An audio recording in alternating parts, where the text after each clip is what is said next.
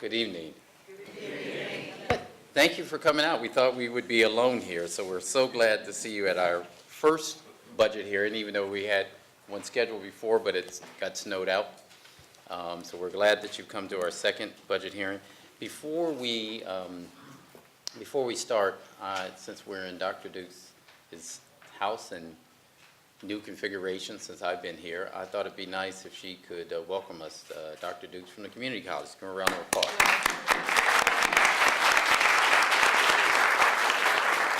So first I'll start off by apologizing for my casual appearance. I thought I was going to sit in the back, wave, and then sort of ease on out. But I do want to welcome certainly the county executive, county government, and all of us as Prince Georgians to the college. These are our new and improved digs. You may remember Rennie Form, when if you stood up, the seats would stand up with you. And so what we did is through support from the county, we were able to do a major renovation here, and we're so glad to welcome you to it. This is only the second time that it's been open to the public, so thank you very much for choosing Prince George's Community College in order to hold this public hearing. And thank all of you for your support of the college and the 44,000 students whom we serve every day.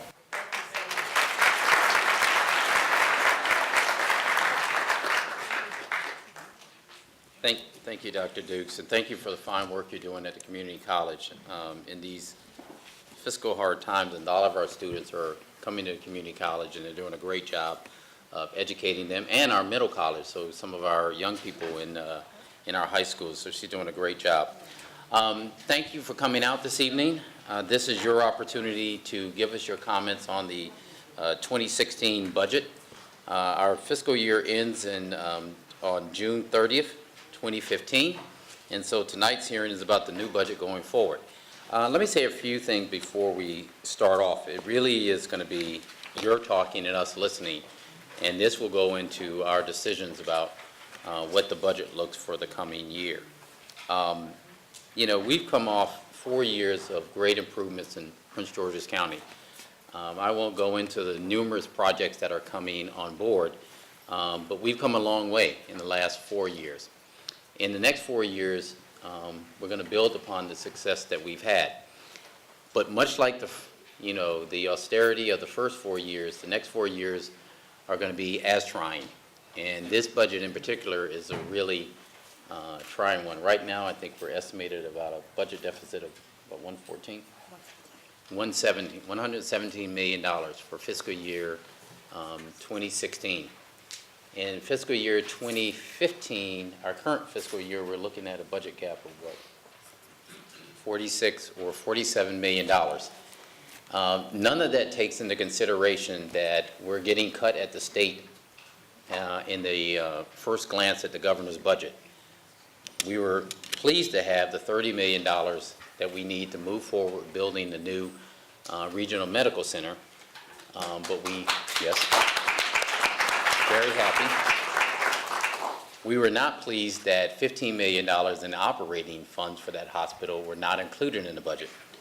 We also were not pleased that $40 million in education funding was cut out of the budget. And so we know that this is going to be, some very tough decisions we're going to have to make and gaps that we're going to have to fill. So in order to do that, we need your help. We need your ideas. We need your suggestions, if you have them, for ways that we can save money. And if you have ways that we can actually pick somebody's pocket and put some money into our treasury, we would take that also. But we're very pleased that we have a AAA bond rating, and we want to keep that. And in order to do that, we're going to have to make some very, very tough decisions. So we look forward to your comments. We look forward to your ideas. And thank you for coming out. With that, I'm going to have my colleagues up here who are sharing the stage with me to introduce themselves, and we'll start with Terry. Terry Bacot-Charles, the Budget Director.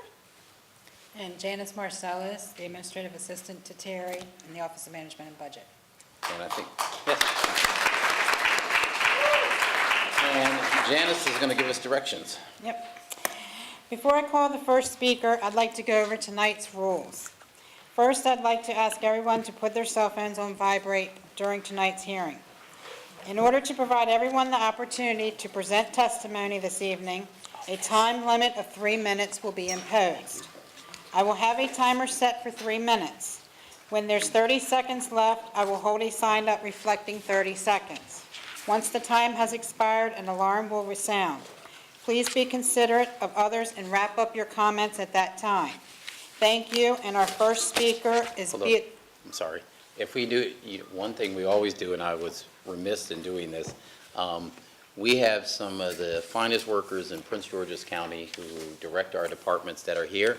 If the directors and deputy directors of the various departments could stand up and introduce yourselves, that way, if you have a question, I can actually point somebody out. Especially if you have a hard question or a complaint, I can say, like, it's their fault. Ben, we're glad to see you. Can you start us off? Sure. My name is Ben Barksdale, the Deputy Fire Chief for the Fire and EMS Department. I'm also here representing Fire Chief Mark Bashore, and I'm responsible for the Emergency Services Command, which is all the folks who respond to them. Good evening, Corey Smedley, Deputy Fire Chief, Fire and EMS Department. And Corey's brand new as the Deputy Fire Chief.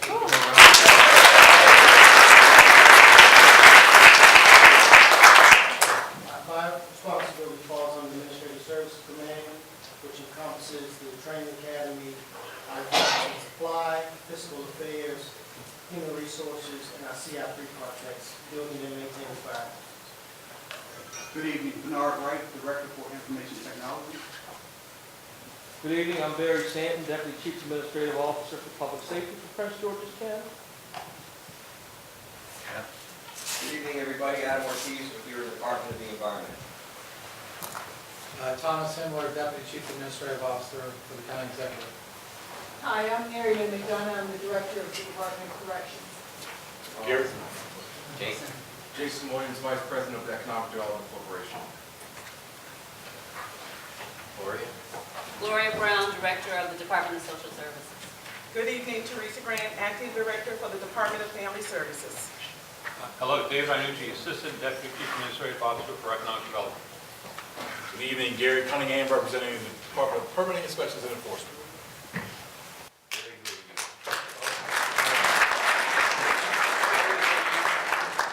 Barry Hudson, Manager of Communications for the county. And not really a cameraman. Nicholas? Good evening, I'm Nick Majette, the Chief Administrative Officer for Janice, you're on. Okay, our first speaker will be Beatrice Rogers. B.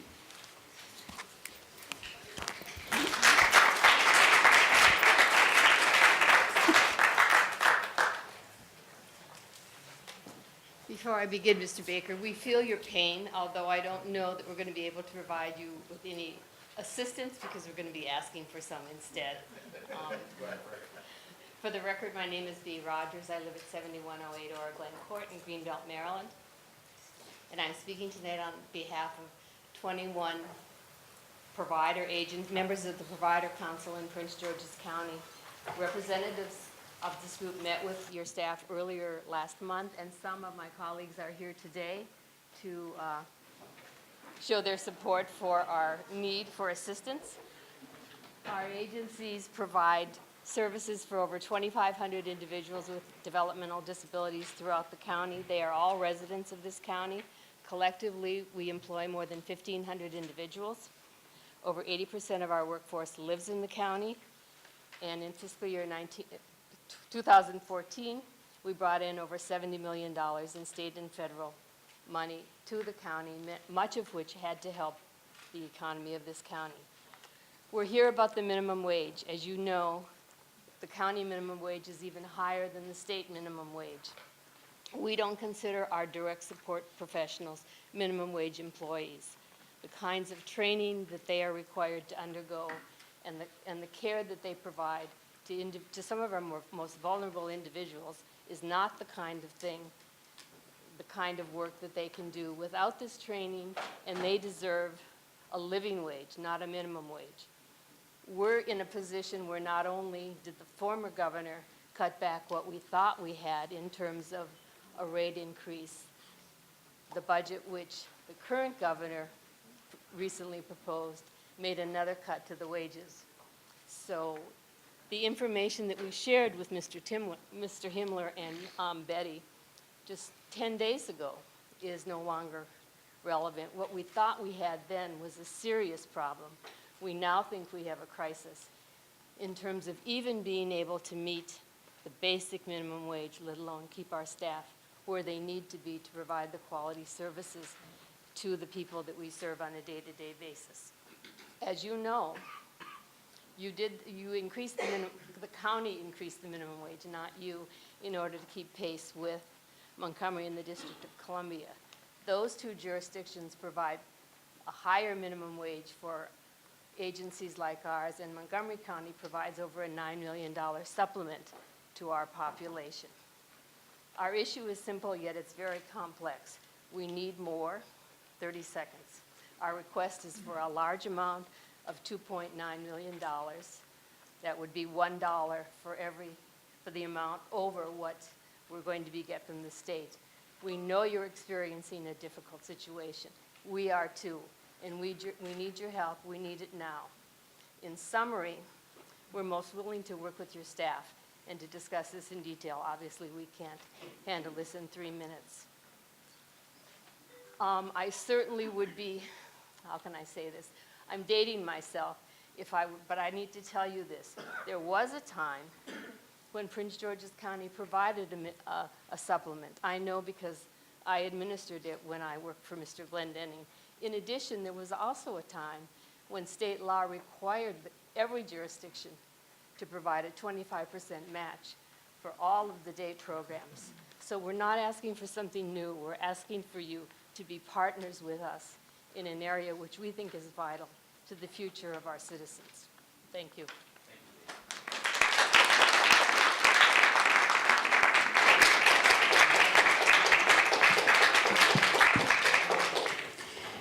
Tommy McKeela.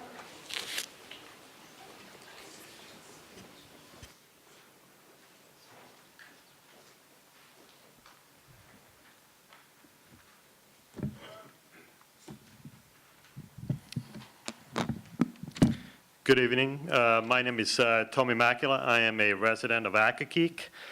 This is the 4th year in a row that I am here urging you to get rid of the completely useless and wasteful twice-a-week trash collection. Is the budget outlook finally grim enough to get this done?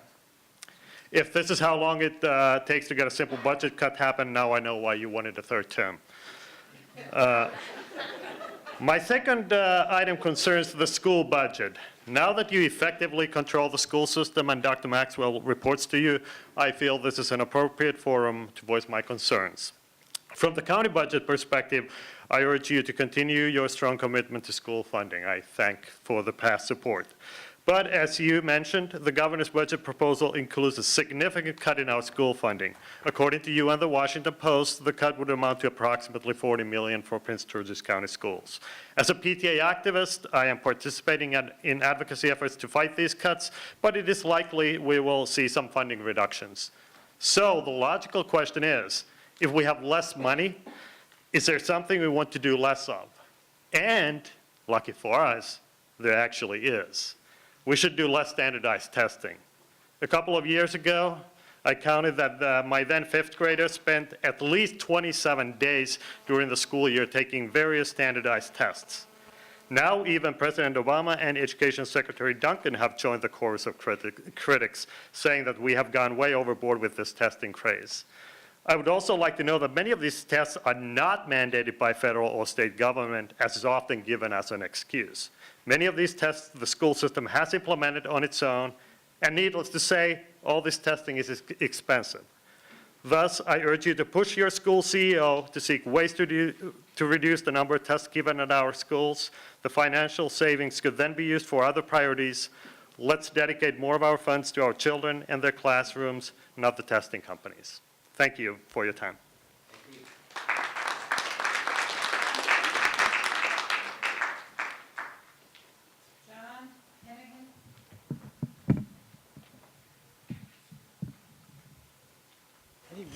There you go. You want to repeat it? John Hennigan. Helena Walker. That's what Walker. Alina Walker. Yolanda Hendricks Roach.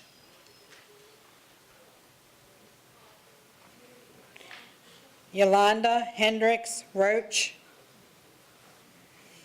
Nikki Guy Dixon.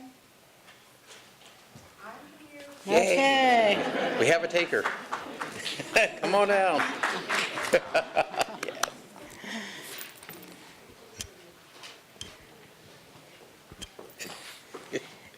thing is sensitive. Hello. Hi. Good evening, everyone. My name is Nikki Guy Dixon, and I live in Oxon Hill, so I missed you guys last week because of the weather. But I'm here today speaking on behalf of the People for Change Coalition. And what we are asking you to do is to hopefully listen to us at a future meeting and consider the launch of our campaign, 10,000 Summer Youth Jobs. The purpose of this campaign is to do something a little different here in PG County, not to just provide employment for our youth, and for us, youth is ages 16 to 21, but not to just provide employment for them, but to also provide for them an opportunity to gain exposure to a career. Like yourself, Mr. Baker, I too grew up in this county, but it was because of a vice principal. He gave me an opportunity to have a after-school job at Merlin Park in Planning, and there I worked in the preschool. It was my senior year in high school, Potomac High School, which is a very under-the-radar high school here in our county, and at the time it was then too. But my vice principal, Mr. Carrington, was able to get me a after-school job working at Hillcrest Heights Community Center in the preschool. This opportunity gave me the opportunity to be exposed to education.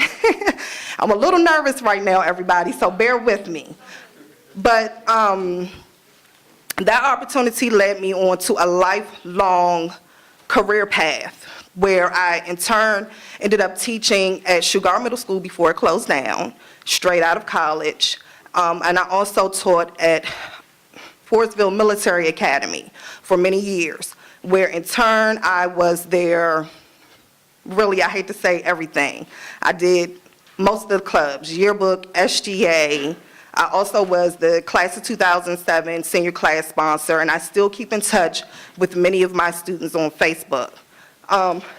Our health director has heard me also speak on behalf of the University of Maryland for their extension office for the 4-H Youth Development Program, where I am a youth leader here in the community. And I also worked in the office for a while, working with our county fair. You all should come out to that too. And basically, these are things that I did to prepare me to open up my own nonprofit. So I've had a lot of experience working with youth here in the county, and they really need opportunities to have what you and I had, Mr. Baker, which was that opportunity to be exposed to careers in order to be able to turn back around, give back to their community, and just do all of these different things that will help. So I just ask that you keep an ear out for the 10,000 Summer Youth Jobs campaign. Thank you. Thank you. And we'll make sure, Nikki, that we get you the information, because with Stephanie Maxwell and I think Betty Francis, our deputy CA, right here, Ms. Francis is also working with them. We can get you the information because we want to create job opportunities exactly along the line that you're talking about. We started it this past summer. We want to encourage that and actually lifelong career path for folks. So we'll make sure we get that information to you. Thank you. Patricia Pryor.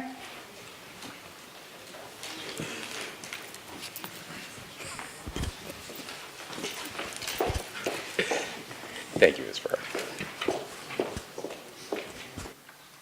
I'm just a community partner. I'm not representing any group or anything, but I live in Clinton, and I'd like to just talk about Clinton and Camp Springs area for a minute. I have 4 topics, so I'm going to talk fast.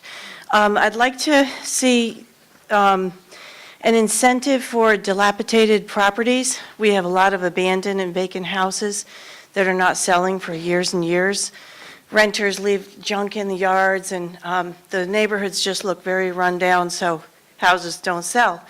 I never could understand why people knock down forests to build new when they could knock down a dilapidated building. So maybe you could institute incentives for getting rid of these dilapidated buildings. I also would like to say that we keep getting more and more gas stations. We don't need more gas stations. We need more upper-class things like P.F. Chang's or YMCA with a fitness center, juice bar, indoor track, martial arts classes, pottery studio, and computer training center for unemployed, or maybe some outdoor cafes, shoe repair shop, Italian bakeries, something more upper-class. Specifically, I'm referring to real estate in Camp Springs at the corner of Allentown Road and Branch Avenue. I was so excited to see them tearing down an ugly vacant building. But why would you put a Royal Farms on that corner? That is prime real estate. I'm so disappointed that they would think of a Royal Farms. There's a gas station on the other 2 corners. We don't need more gas stations. So I would like to see you bring Clinton and Camp Springs up a few notches. I would also like to focus, they're so good at the snow season. They call me every time we're going to have a snowstorm and tell me how they're doing all this stuff. That's wonderful. And then we don't get any snow, but that's great too. But they don't do that the rest of the year. There's no litter pickup. There's no leaf removal program. So if we could just take that snow season mentality and put it into the entire year, reinstate the leaf removal program, pick up litter more, maybe use traffic violators to pick up litter for community service. Sorry, people. Because what makes a community look trashy and low class and run down? It's litter on the sides of the roads, and the homeowners don't even pick up the litter. I'm getting kind of tired of trying to keep our neighborhood up to speed with abandoned houses and just leaves, picking up leaves.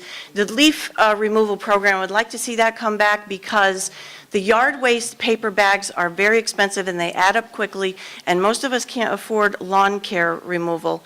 And elderly people can't fill those bags, and they can't afford lawn care.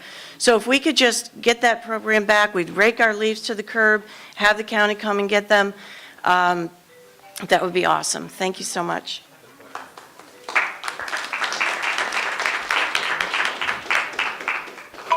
All right, my There you phone go. went nuts. Don't worry.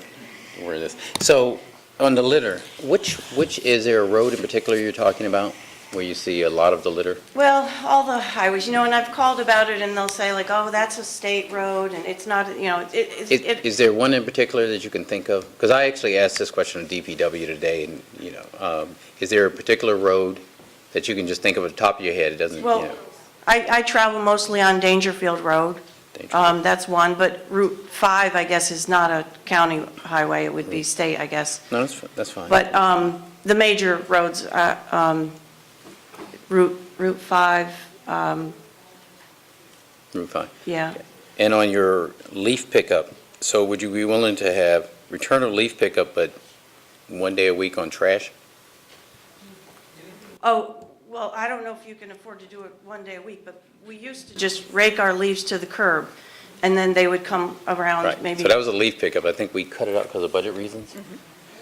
But a suggestion has been made, and we've been looking at this, of rather than doing 2 trash pickups in the county, just do 1. I think that's, And then do a leaf one? yeah, switch them out. Oh, yeah, that would be awesome, yeah.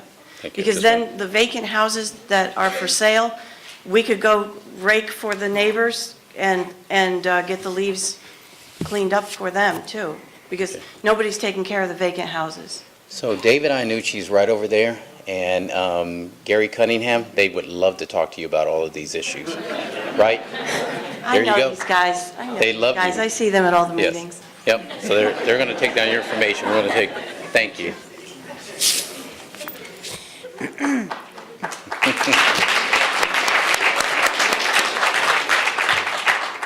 Peter Holden.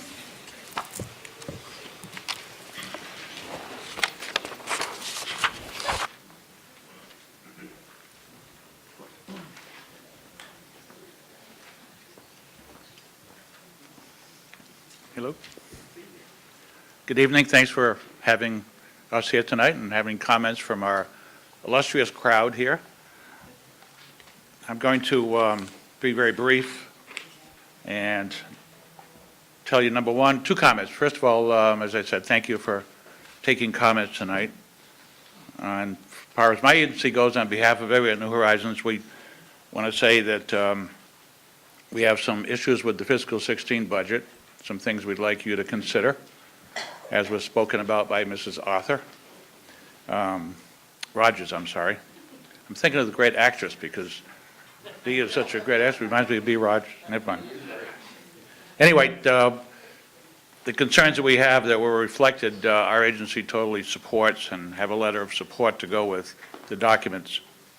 In short, making a long story short, we need the support of Prince George's County in the current budget process. The nonprofits that are members of the Prince George's County Provider Council struggle day in and day out to make ends meet, to meet the needs of families and individuals with disabilities. Our children and adults with developmental disabilities simply can't survive without help from the county as well as the state and the federal government. And right now we're being cut at the federal and state level as the county is, but we appeal to the county for support and assistance. I think we contribute to the social fabric and economy of the county. We also need assistance more than ever. We're part of the county website. We're part of, the county executive's Facebook page. We're out there as a community resource, but we don't have the support at the county level that we need. We're the safety net. We're providing services. We love the idea of the minimum wage increase. However, the money is not there to do it. So we're between a rock and a hard place. What do? We want to get to $11.50 plus for our staff. They're struggling to survive. But that costs money, and the state's not coming forward. We just had a 3.75% decrease from the state of Maryland, as the county has. So we're looking for support from you in the coming year. We need your help. Number two comment I want to make is a positive comment. We want to just take this opportunity to publicly thank the county, the council, and certainly you, County Executive, for Cheverly, for the rebirth of our project that's going to be starting and opening up as a new business very soon, and I'm getting the signal here. It's going to be a green training enterprise. It's going to be a community resource. We've renovated the place. It's totally being reborn from the state legislature, from the governor, and we're looking to not be excluded from your budget over the coming year. It's going to be an exciting project, and we hope you to return with us for the grand opening in about a month. Thank you for your consideration.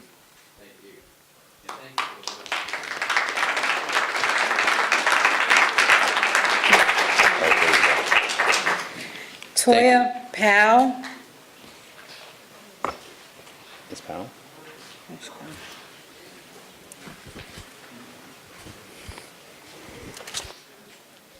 Good evening to the executive team and to the constituents. My name is Toya Powell, and I do need to disclose that I'm on one of the teams that's been shortlisted to build the Purple Line, so I just need to disclose that.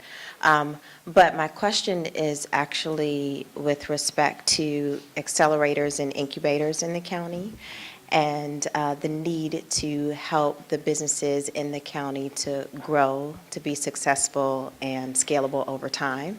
And in connection to the Purple Line, obviously there are some very progressive goals, in which case we need to ensure, assuming the project moves forward, that the businesses in the county and surrounding areas have the capacity to supply the services needed. And so my question is to ask to ensure that there's funding available for incubators and accelerators, but then also look to partner with other successful accelerators in the region like WeWork and 1776, and also in Atlanta with the Opportunity Hub. So leveraging some of these models that we've seen in this region be very successful to ensure that businesses are sustainable and that they can stay here once they are here, and to create jobs to help some of the youth here and raise the minimum wage and, contribute to the overall tax base. Thank you.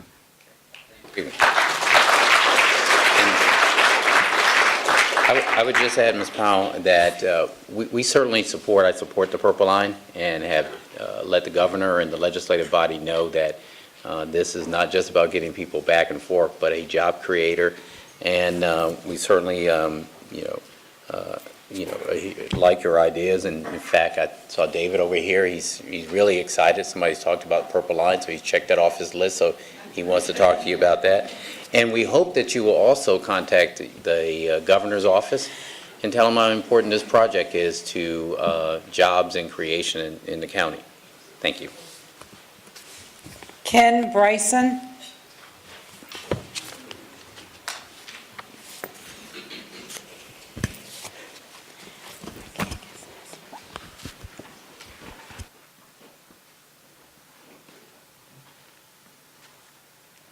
Hi, County Executive, county officials, ladies and gentlemen. I'm Ken Bryson. I'm president of Friends of Prince George's County Libraries.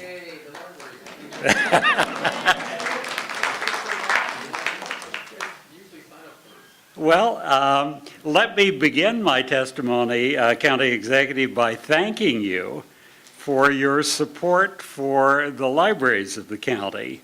As a forthcoming film will illustrate, our nation's public libraries are free for all. The Prince George's County Memorial Library System provides materials and information for study and personal enrichment. We focus all resources on the needs of our customers. Some of the highlights of the past year include return of Sunday hours to 7 branches, Curiosity Cube minivan visits to underserved communities, and inauguration of the first ready-to-read center at the Accokeek Branch Library this morning, February the 3rd. We are looking forward to a major renovation of the new Carrollton Branch Library.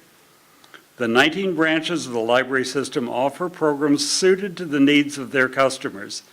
For example, the Bowie branch has a Girls Who Code Club to educate, inspire, and equip girls with the skills and resources they need to pursue opportunities in computing fields.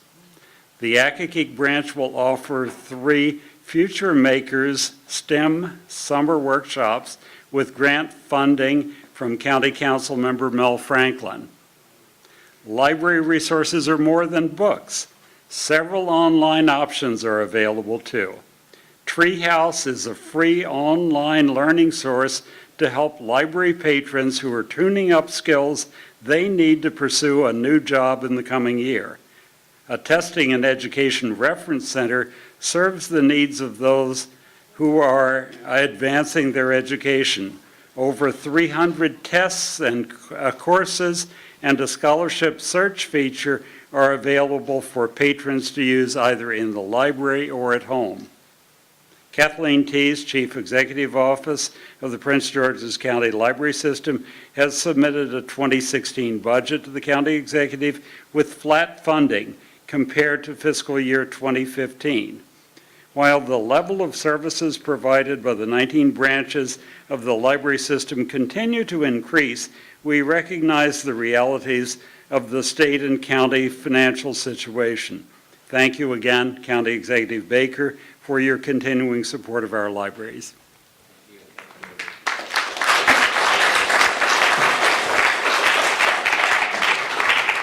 Howard Hawkins. Howard Hawkins. Charles Pryor. Charles Pryor. Clarence Crawford. Clarence Crawford. James Tibbs.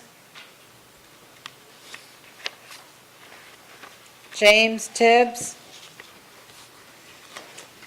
Barry Carey. Barry Carey. Okay, y'all did sign up right. It's like my candid camera or something. Jeff Hargrave. Jeff Hargrave.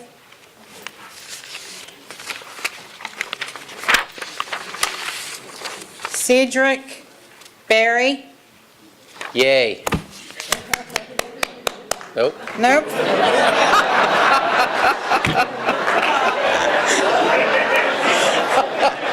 Cedric Barry. Judith Hawkins. Judith Hawkins. Ron Weiss. I know he's here. Ron, I thank know you. he's here. Yay! Woo! You get an extra minute. Go for it. Thank you. Thank you, Ron. County Executive Baker, I appreciate the opportunity to speak to you tonight. And my topic is foreclosures, vacant houses, and squatters. And I wanted to thank you and your staff, the County Squatter Task Force, our police, and DPI for once again removing squatters from my street. We're back to having a quiet, safe, and residential street. Thank you very much. Even while there is a lot of new development in our county, the recession and foreclosure crisis have hit Prince George's County hard, particularly current homeowners. However, communities working together with our county government can help us recover from that.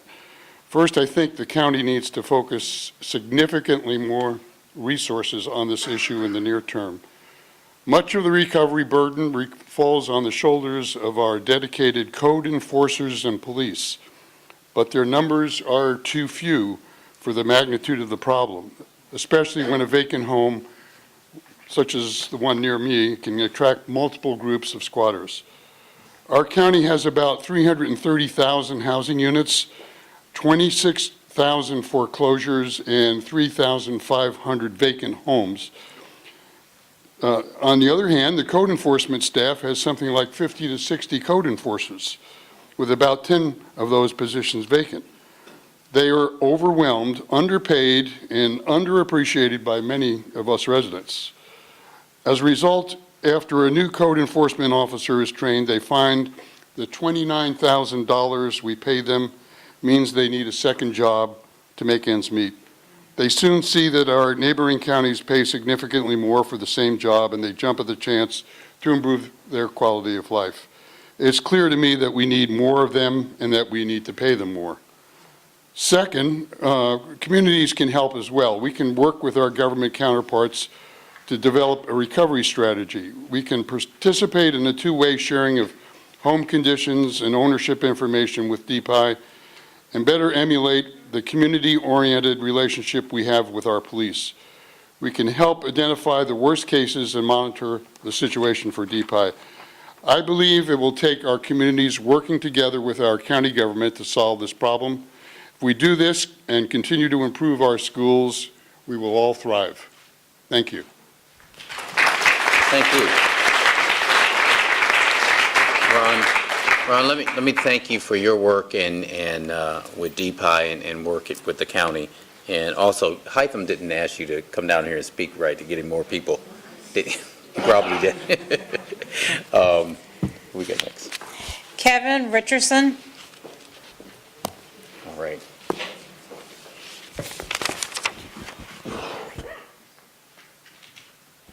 Good evening, Mr. Baker. And I'm Kevin Richardson. I'm a resident of Upper Marlboro. I'm also a minister of a church, a young church in Suitland, Maryland, and that's what I'll be speaking to tonight, the Suitland community. In the last series of months in our placement in Suitland, I've noticed in that community a number of, as been spoken in other communities, vacant homes, vacant properties, and even open properties now that has been undeveloped that's in the Suitland community, even belonging to the county.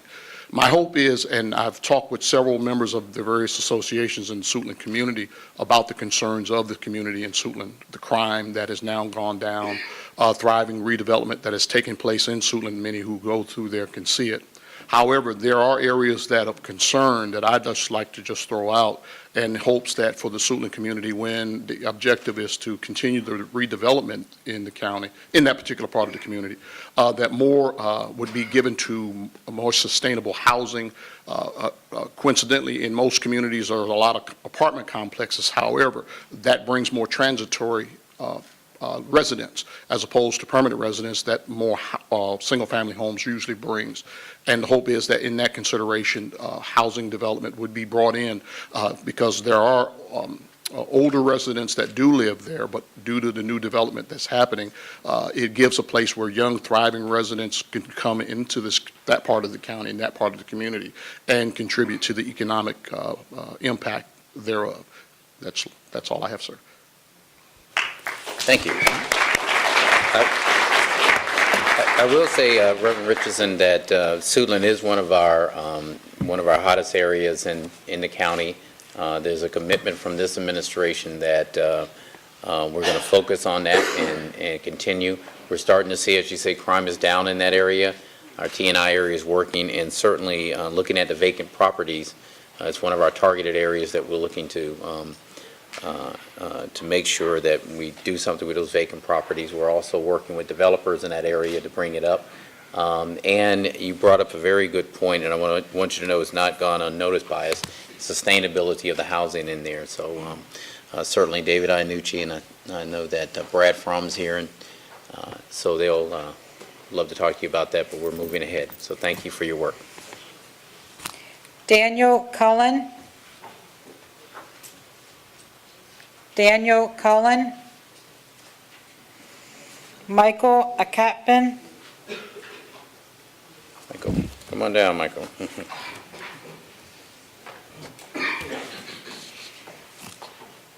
Good evening. Good evening. Let me get my stuff together. Good evening, county executive and county officials. Maybe I could speak for all the other people that have been missing here so that I could take all their time. My name is Michael Akpan, and I live at 14204 Waterfowl Way, Upper Marlboro. I would like to take this opportunity to thank you for giving me this time to make my comments on the budget. I moved from Montgomery County 23 years ago, after living there for 15 years. During that time, I worked for various federal government agencies in the District of Columbia. I'm here today to plead to you to take a second look at the budget as it affects immigrants in this county. Now, this country is that of immigrants from all over the world. I'm here for these silent residents. We are not used to going in front of government officials to ask for anything. That's why you don't see maybe any of us in here except myself that is brave enough to come in front of you. We do not seek special privileges. We just need direction from the county to navigate the many resources available to residents. But it's not made known to us right now. Majority of us that come here have been suppressed by our former countries. So when we come to the United States, we find out that we have a place we can call home. In PG County alone, there are over 300,000 immigrants out of a total of almost 1 million residents. We want to be assimilated into the community, but where do we start? We still need county staff to guide us. Our projection is that there's going to be cuts in this budget. Imagine calling for assistance and not being able to get assistance. I made several calls to find out the official responsible for outreach program to immigrants to no avail. I was given various numbers and was told no one, one point somebody will call me, I'm still waiting. Just maybe tonight I could direct the office that handled this program. Maybe I'll know today who I have to talk to.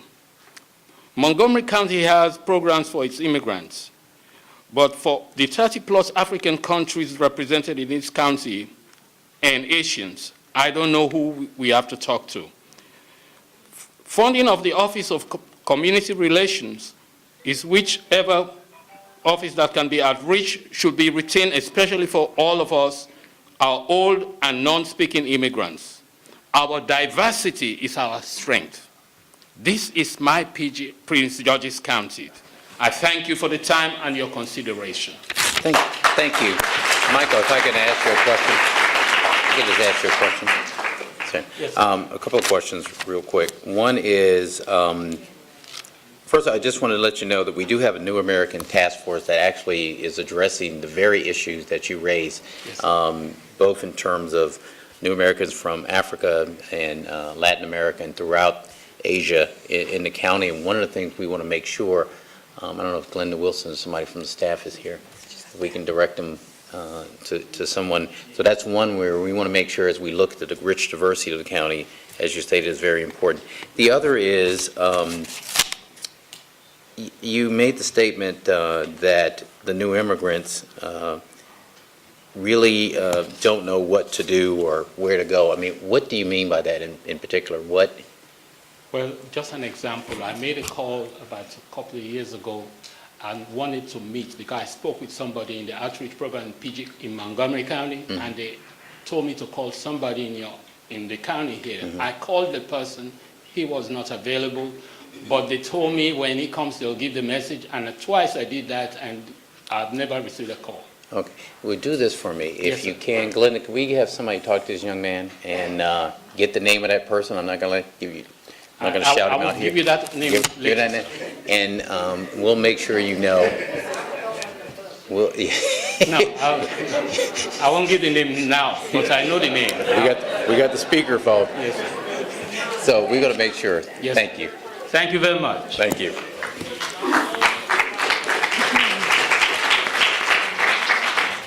Pastor Gloria Jones Swingeringa. Pastor Jones? Where's Pastor Jones? Isn't that Pastor Jones? I don't know. Adriana Lefkowitz.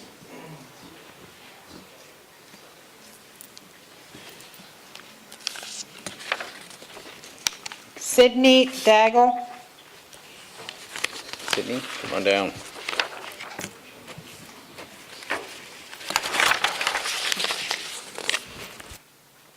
Hello.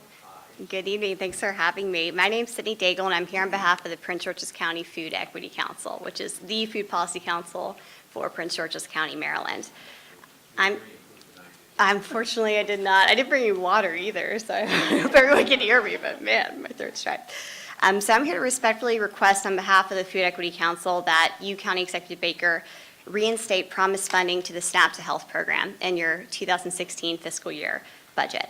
The SNAP to Health program was authorized for fiscal year 2015, and I'm sorry, I meant 2016 earlier by mistake, and then was cut in response to the county's budget deficit.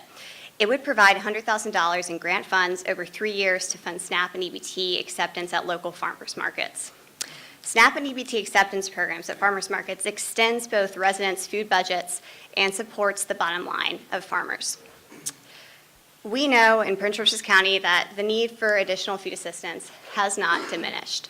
1 in 6 Prince Georgians are at risk for food insecurity, meaning that they lack adequate access to enough nutritious food for a healthy life. Further, over the past 5 years, SNAP, or otherwise known as food stamps, couldn't remember the old name, registration rates have increased by 56% in the county. So there's certainly a need, and there's certainly hunger, even if we don't always see it. Programs like SNAP to Health have been proven to be effective. They increase access to healthy foods, which is essential not to only address food insecurity, but also to improve the health and life expectancy for residents in the county. As you know, 60% of deaths in Prince George's County are related to chronic diseases, many of which are due to diet-related chronic diseases, like heart disease and diabetes. We know that SNAP and WIC recipients that shop at farmers markets increase their vegetable consumption, which is great. That's compared to SNAP and WIC recipients that do not shop at farmers markets. So this is a proven strategy to improve the diets of our residents. Funding SNAP and EBT equipment for the county, though it seems like an investment, also could have a ripple effect that could be economically beneficial. It would allow other private foundations and private funders even to double the value of SNAP and EBT payments made at farmers markets, also known as the double value coupon program. This has been very successful across the nation and even here at home in Prince George's County. I'm not sure if you're familiar with the Riverdale Park Farmers Market, but they had such a successful double value coupon program that they ran out of funds halfway through their market season. It's unfortunate, but it's a good problem to have. We also know that farmers who participate in double value coupon programs diversify their offerings as far as what they're growing. They increase the acreage on which they're growing, and they invest in infrastructure improvements for their farms, such as hoop houses and greenhouses. So we really hope that you will consider reinstating funding for this very important program and supporting not only families and their bottom lines, family food budgets, but also the bottom lines of farmers. Thank you. Much. Thank you.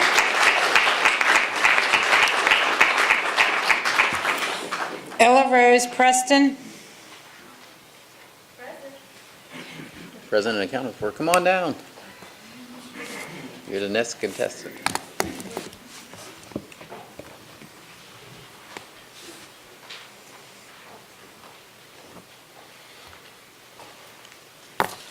Good evening, County Executive Baker. Good evening. County officials and audience members. I am Ella Rose Preston, manager of the Hyattsville Farmers Market, the oldest market in Prince George's County, nutrition educator, and food equity advocate. I'm here this evening to speak about the SNAP to Health program and its funding. I was disappointed to learn of cuts to this food assistance program last year, and I'm respectfully requesting that you find funding for the SNAP to Health program for fiscal year 2016. Research shows that programs like SNAP to Health make a potentially tremendous impact on the health of our residents, and here are a few reasons why continued funding for the program is necessary. There is evidence that suggests Prince George's County has a higher than average rate of food insecurity. According to Maryland Hunger Solutions, registration rates for SNAP have increased by 56.9% from August 2009 to August 2014. The Maryland Food System County Profile Map shows that 1 in 6 county residents lack regular access to affordable and nutritious food.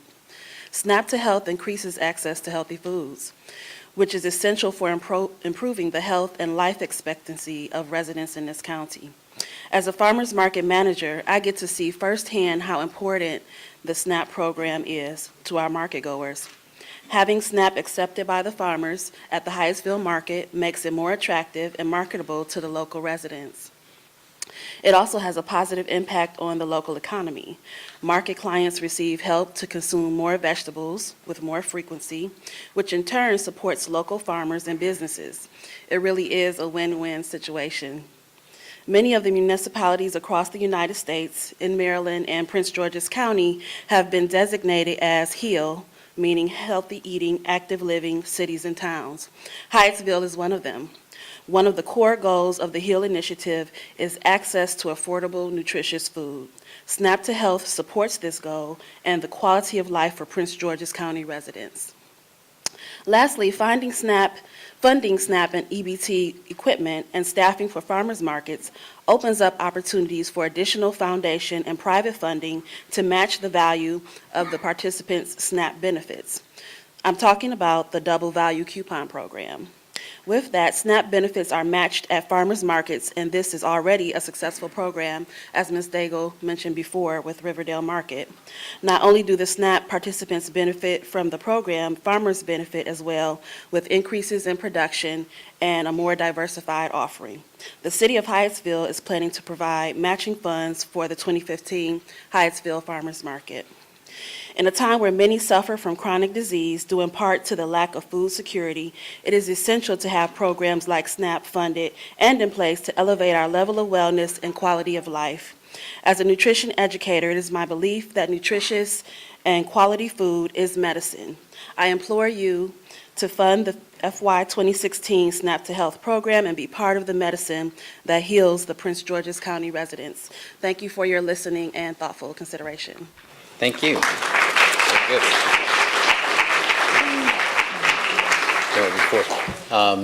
Before we call the next person, we have Director of our Homeland Security, Brian Moe, here. Brian, raise your hand.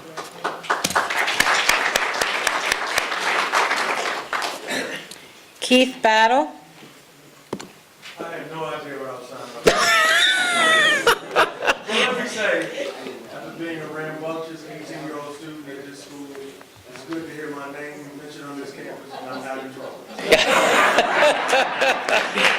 I'll give my 3 minutes to the lady. You know, we could always use a word of prayer, so. Next person. Okay, okay. Pastor Swine, right here. Swiring, You know what, maybe we can bring the mic, you can bring the bride. Nicholas, Barry. That's right, you can stay right there, She Barry. can stay right there.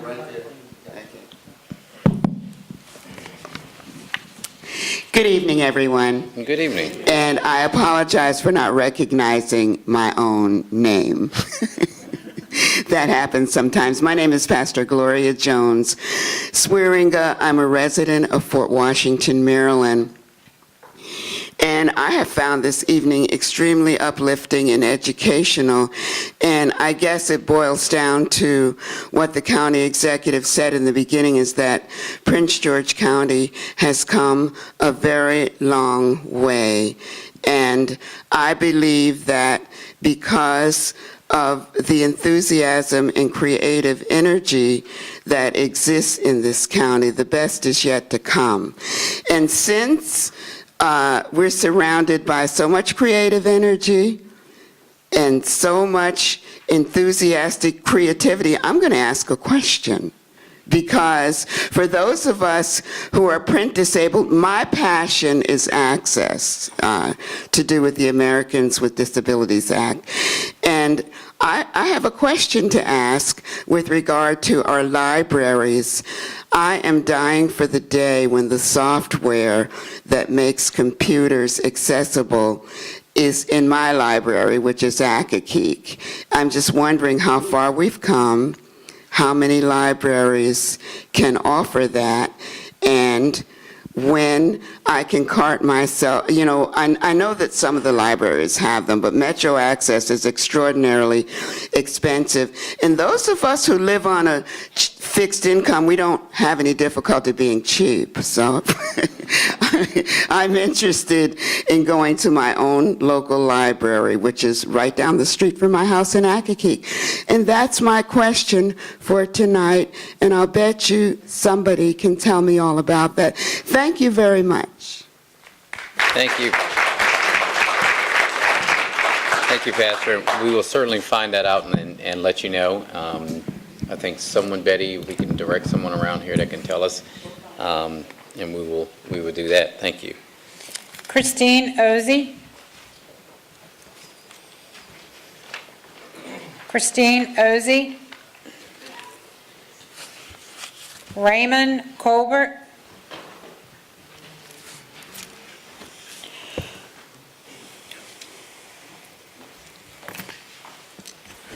Good evening, everyone. I remember a certain commercial that says, "I hate losing." Now, funny how this 2016 budget says the loss, and that particular commercial said we was going to gain jobs, gain on education, et cetera, et cetera. Now, since the education is supposed to be so important, where is it in the budget? Can you say how much we have gained in education and jobs? Can you tell me the news media where our return on investment is with these slots? Can anyone say how many jobs created? There's job fairs even in this college.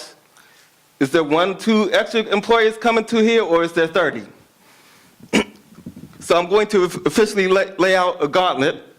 and say that they actually live up to what they say, or we get rid of them and do just like any other thing, like a website or anything that's work, we get stuff that actually gets done. Every single time we have a budget, we should be debating whether or not we have better teachers, increased salaries, state-of-the-art equipment. What are we going to do with the surplus? I haven't seen yet, except for when they've been built, i.e. Merlin dead, as I like to call it. There's a job fair at Arundel Mills. There hasn't been one since. The only time there's been a teacher increase here is MGM.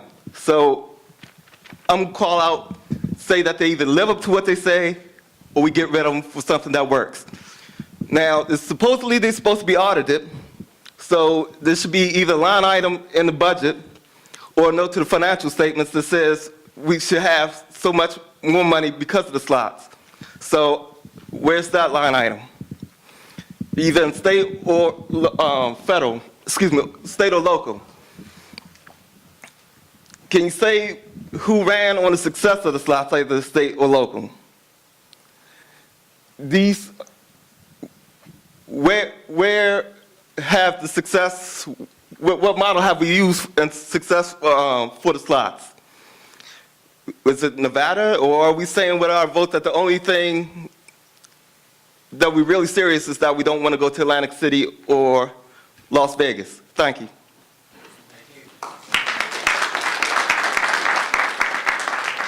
Linda Saffel.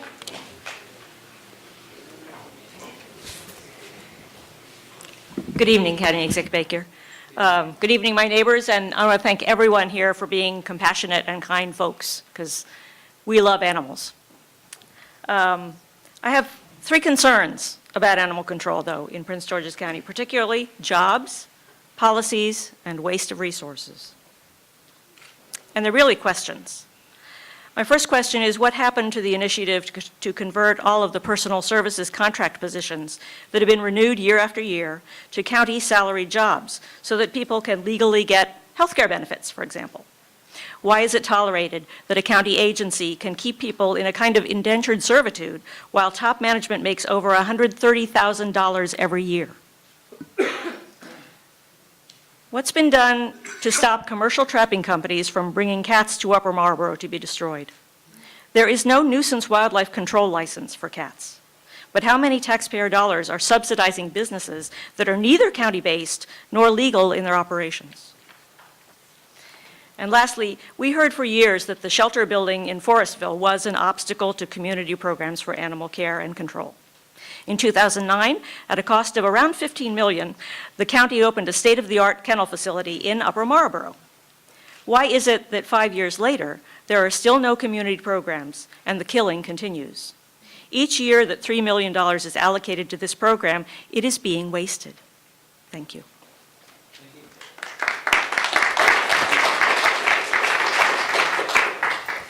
Rita Harper.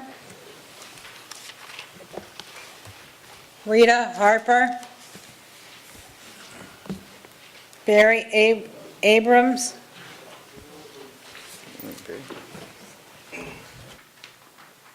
I'd just like to say thank you for staying upbeat and taking the county forward and being progressive and having an open mind about what the citizens bring to you.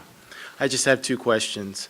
What can residents do to change laws, rules, and regulations so food trucks and mobile businesses can operate full-time on public and private property Monday through Sunday? Second question is the Prince George's County Convention and Visitors Bureau fully funded, and which agency creates the strategic plan for travel and tourism? Barry, could you stand for me? Do you know Nick Majette? I do know, yes. Okay. Were you a plant? The reason I asked that is we just had a long debate about food trucks and coming to the county, and in fact, with the health department, which will regulate those food trucks. One of the things I will say this is that was a robust discussion we had just this afternoon, because as you look at the county and its growth, especially around economic centers, Suitland being one, Largo, the new downtown Largo, which will be here in New Carrollton, we're going to see that, food trucks, especially the way they've grown in DC, are going to want to come here. So we're in the midst of planning that. Tourism, we certainly will look at that. But thank you for your comments. Donna Hobbs.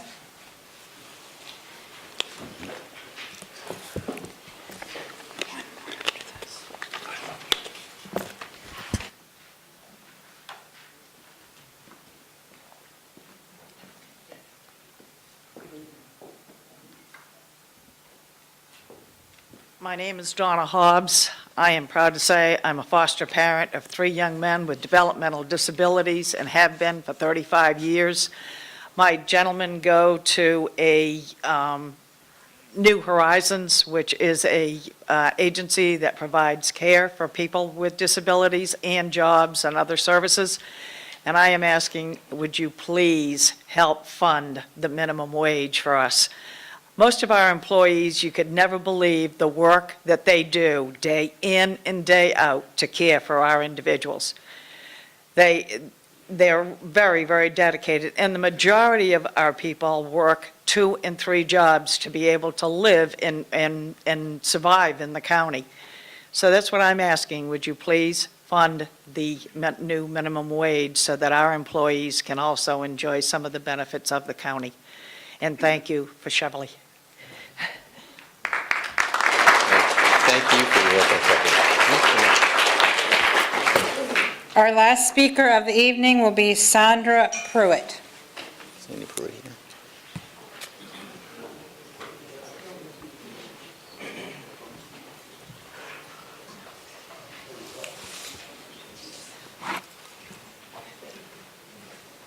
Come on down, Sandy.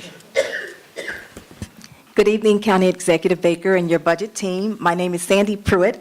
I'm the Executive Director of the People for Change Coalition and also a 24 resident of Prince George's County. The People for Change Coalition is a coalition of over 300 nonprofits and minority businesses. And I'm here this evening because we are launching a campaign for 10,000 summer youth jobs in Prince George's County. We're calling it Hands Up 10,000 Summer Jobs.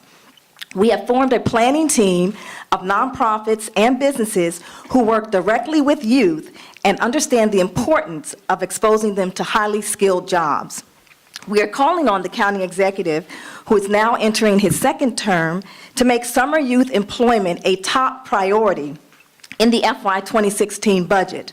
According to the 2014 annual report on the summer youth program, the county placed 672 youth between the ages of 15 and 19 in summer jobs.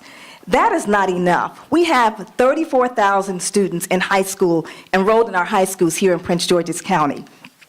And we have seen increases in the public safety budget over the past 4 years. So if crime is going down, why can't we reinvest some of those dollars back into our youth via summer jobs?